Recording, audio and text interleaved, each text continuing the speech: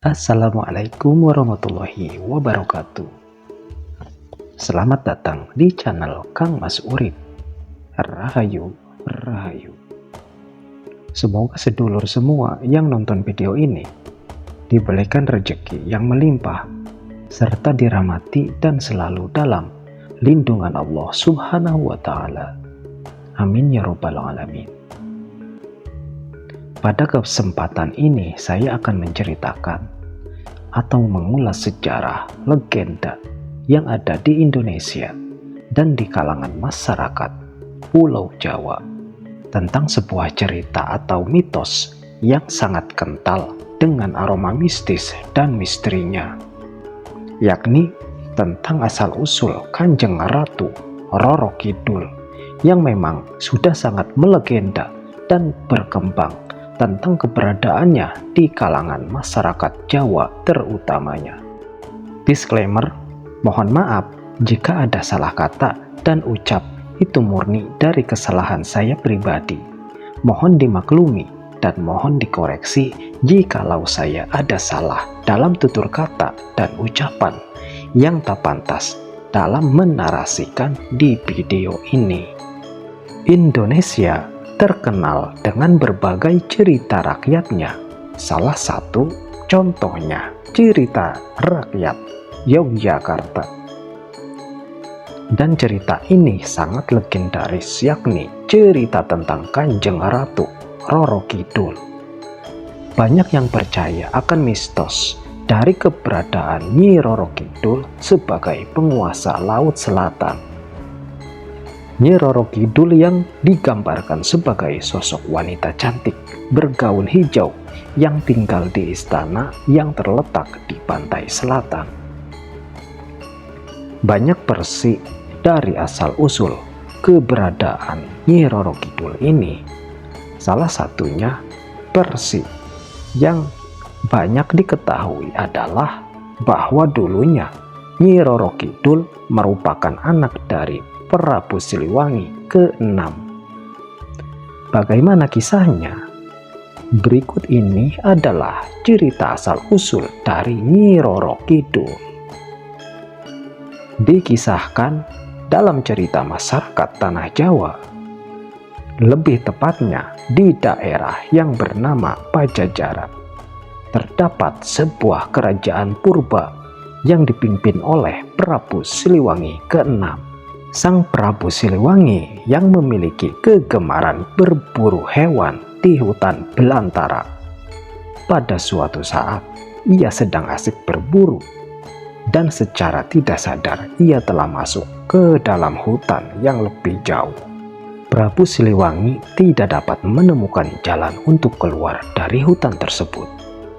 Setelah ia berputar-putar untuk menemukan jalan keluar, Prabu Siliwangi tiba-tiba saja bertemu dengan seorang perempuan cantik yang berada di dalam hutan tersebut. Prabu Siliwangi merasa lega, lalu ia segera menghampiri perempuan tersebut. Setelah berkenalan, yang diketahui bahwa ternyata perempuan cantik tersebut sudah lama tinggal di dalam hutan. Sang perempuan tersebut dapat mengantarkan dan menunjukkan di mana jalan keluar dari hutan kepada Sang Prabu Siliwangi. Namun, dengan satu syarat, Prabu Siliwangi harus menginap beberapa hari. Singkatnya, Prabu Siliwangi menyetujui syarat dari perempuan tersebut, dan mulailah ia tinggal beberapa hari di istana si perempuan cantik. Prabu Siliwangi tinggal lebih lama dari rencana sebelumnya. Rupanya dikarenakan Prabu Siliwangi merasa jatuh hati dengan sang perempuan tersebut, dan pada akhirnya mereka pun menikah. Setelah beberapa waktu, Prabu Siliwangi kembali ke kerajaannya seorang diri, tanpa sang istri yang telah ia nikahi di dalam hutan. Sesampainya di kerajaan, semua rakyat merasa senang dan bahagia karena mengetahui bahwa sang raja telah kembali. Mereka sempat berpikir bahwa raja telah meninggal karena sudah berhari-hari tidak ada kabar dan tidak ada di istananya. Prabu Siliwangi menyelesaikan beberapa pekerjaan yang sudah ia tinggalkan saat ia berada di dalam hutan. Hingga beberapa bulan berlalu dan ia mulai melupakan keberadaan istrinya yang ada di dalam hutan. Pada suatu malam, ketika Prabu Siliwangi sedang tertidur pulas, dia tiba-tiba saja dikagetkan dengan suara tangisan bayi. Kemudian sang Prabu langsung bangun lalu menghampiri sumber suara, yang ternyata bayi itu menangis dan berada di depan pintu istana. Prabu merasa bingung dengan adanya bayi itu, namun dia tetap menggendongnya. Di dalam rasa kebingungannya tersebut, tiba-tiba saja di depan Prabu Siliwangi muncul asap disertai cahaya putih. Perlahan, asap tersebut berubah menjadi sosok perempuan yang tak lain adalah istrinya dari Prabu Siliwangi. Sang istri lalu mengatakan bahwa bayi tersebut merupakan anak mereka dan ia meminta sang Prabu untuk merawatnya selayaknya seorang manusia. Belum sempat bertanya banyak kepada istrinya, dalam sekejap mata sang istri sudah lenyap menghilang. Prabu Siliwangi kemudian membawa putrinya masuk dan memberikan nama pada bayi tersebut dengan nama Putri Kadita. Singkat cerita, kini Putri Kadita tumbuh sebagai gadis yang cantik dan berbudi pekerti baik. Kecantikan Putri Kadita terkadang mengingatkan Prabu Siliwangi kepada istrinya. Sang Prabu sudah berusaha mencari istrinya ke dalam hutan, namun hasilnya sia-sia. Sang istri bak ditelan bumi. Prabu Siliwangi mulai mengkhawatirkan akan kerajaannya. Dia tidak memiliki istri dan anak laki-laki sebagai penerusnya kelak. Kemudian Prabu Siliwangi meminta izin kepada anaknya Putri Kadita bahwa ia ingin menikah lagi. Lalu Putri Kadita menyetujui hal tersebut dan akhirnya Prabu Siliwangi menikah dengan putri bangsawan bernama Dewi Mutiara. Setelah beberapa bulan mereka menikah, Dewi Mutiara akhirnya mengandung seorang bayi. Namun semasa kehamilannya, Dewi Mutiara berubah menjadi ratu yang pemarah dan egois. Semua permintaan ratu selalu dituruti oleh Prabu Siliwangi. Namun suatu saat, Nyi Ratu meminta agar Putri Kadita keluar dari istana. Mendengar hal itu, jelas Prabu Siliwangi menentang keras. Dewi Mutiara merasa kasih sayangnya terbagi jika masih ada Putri Kadita, sehingga ia menyusun rencana untuk menyingkirkan Putri Kadita. Dewi Mutiara lalu pergi ke hutan dan bertemu dengan seorang dukun. Lalu ia meminta agar dukun itu membantunya untuk menyingkirkan Putri Kadita. Pada suatu malam, saat Putri Kadita sedang tidur, tiba-tiba muncul asap tebal dengan aroma busuk di sekeliling Putri Kadita. Namun sang putri tidak merasakannya. Lalu keesokan harinya, Putri Kadita bangun dan terkejut dengan tubuhnya yang timbul bercak nanah. Melihat kejadian tersebut, sang Prabu berusaha mengobati putrinya dengan memanggil semua tabib terbaik di seluruh penjuru negeri. Namun sayangnya, tak ada satupun tabib yang bisa mengobati sang putri.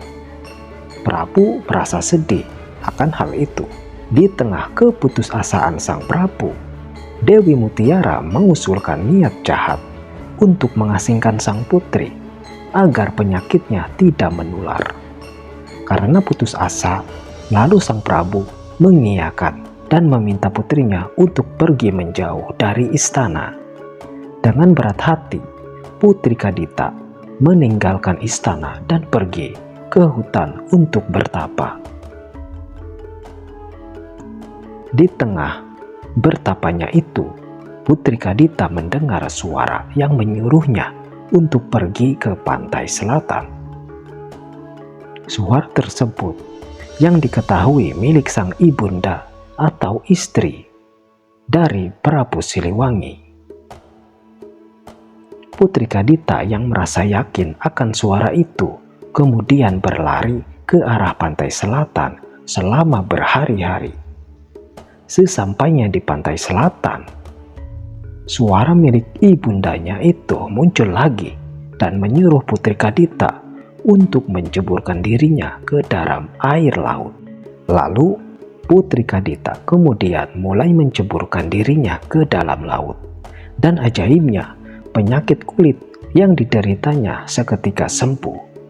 Putri Kadita akhirnya memutuskan tinggal di laut dan membangun istana serta mengumpulkan ribuan pasukannya.